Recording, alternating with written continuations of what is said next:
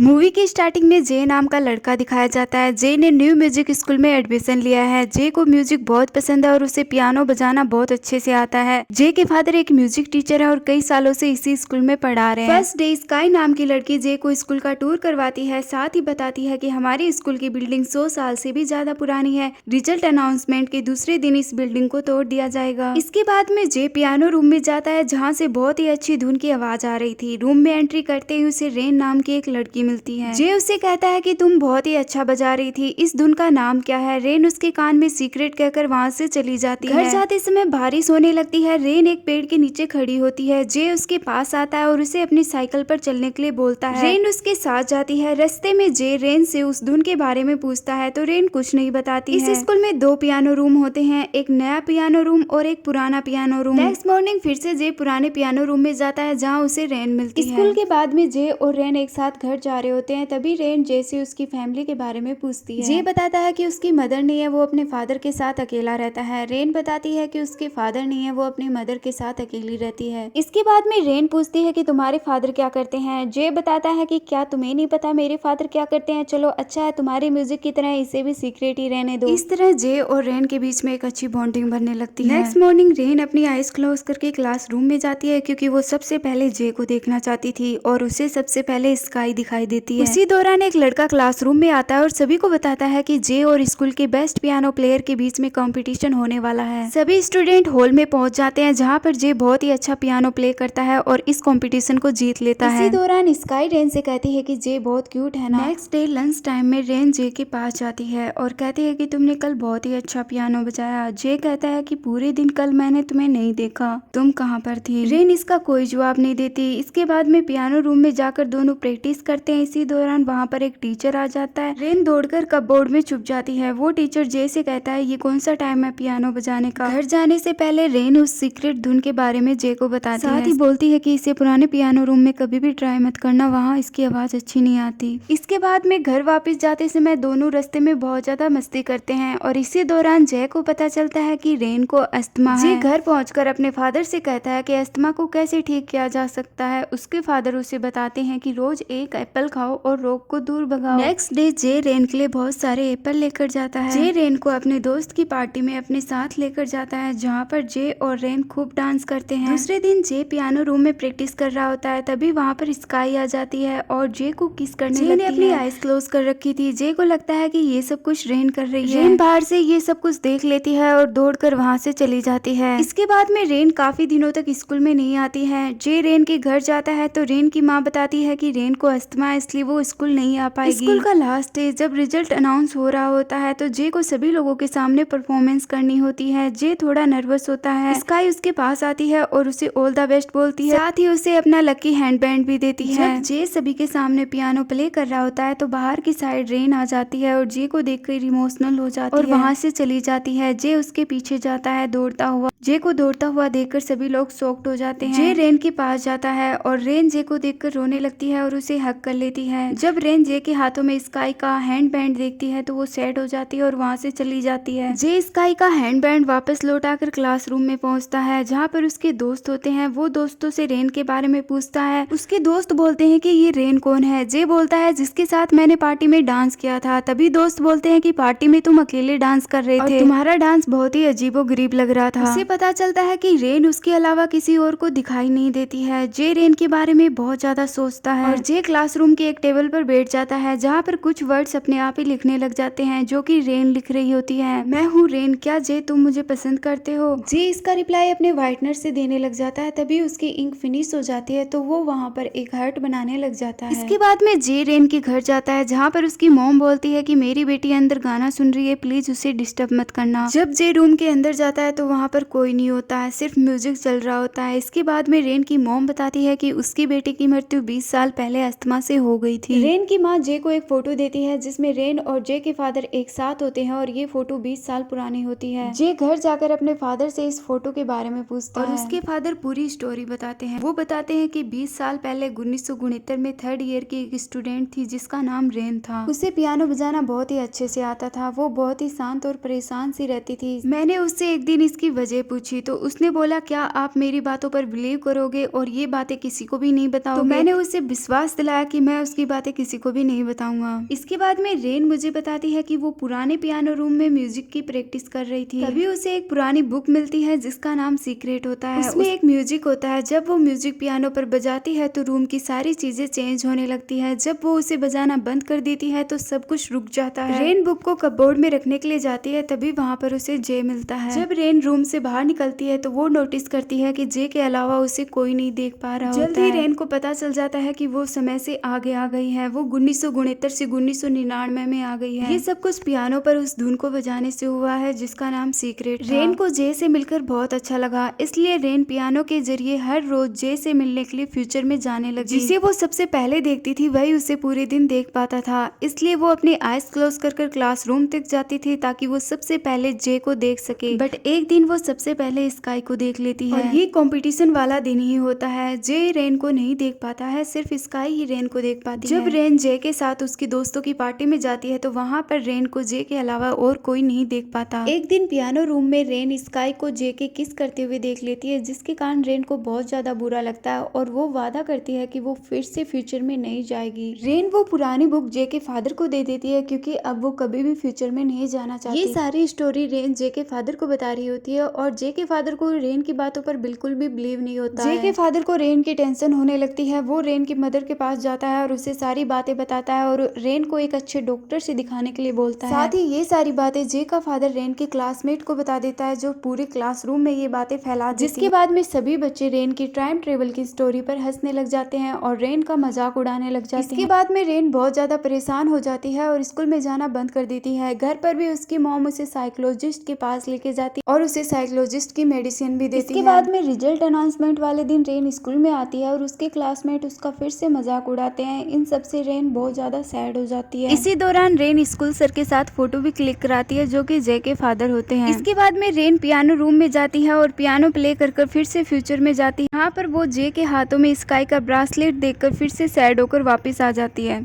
और रेन को लगता है कि जे स्काई को पसंद करता है। रेन अपने प्रेजेंट टाइम में वापस आ जाती है। इसके बाद में वो क्लासरूम में जाती है और टेबल पर जे के लिए कुछ लिखती है और जे को बहुत ज्यादा मिस करते हुए रोने लग जाती है, जिससे उसे ब्रीथिंग लेने में प्रॉब्लम हो जाती है और वहीं पर वो मर जाती है। रेन की स्टोरी पूरी सुनने के बाद में जे को याद आता है कि आज स्कूल बिल्डिंग का लास्ट दिन है, आज स्कूल बिल्डिंग तोड़ दी जाएगी। जे फौरन स्कूल के लिए निकलता है और पुराने पियानो रूम में बड़ी मुश्किल से पहुंच जाता है, जहाँ पर वो रेन के बताए हुए सीक्रेट म्यूजिक को प्ले करने लगता है। दूसरी तरफ जे के फादर को दिखाया जाता है, जिसे यकीन हो जाता है कि रेन जिस लड़के से प्यार करती थी वो उसका बेटा जे ही है, क्योंकि वो रेन की बुक में जे का नाम देख लेता है। जे का फादर स्कूल के लिए निकलता है क्योंकि उसे पता चल जाता है कि उसका बेटा हमेशा के लिए पास्ट में जाने वाला है रेन के पास। दूसरी तरफ जे बहुत ही फास्ट म्यूजिक प्ले कर रहा होता है और चारों तरफ से बिल्डिंग टूट रही होती है। जे को चोट लग जाती है, हाथ में खून आ जाते हैं, फिर भी वो म्यूजिक प्ले करना बंद नहीं करता। बिल्डिंग टूटने वाली होती है, जस्ट तभी जे का म्यूजिक पूरा हो जाता है और वो पास्ट में पहुंच जाता है। क्लासरूम में जाता है तो रेन बैठी होती है। जे की हालत देखकर रेन हंसने लग जाती है। जे को वहाँ पर सभी लोग देख पा रहे हैं। लास्ट में जे की खून की बूंद पियानो पर गिर गई थी, जिसके कारण जे की फीलिंग्स भी पियानो के अंदर समा गई थी। लास्ट में जे और रेन को एक साथ ग्रुप फोटो क्लिक करवाते हुए दिखाया जाता है।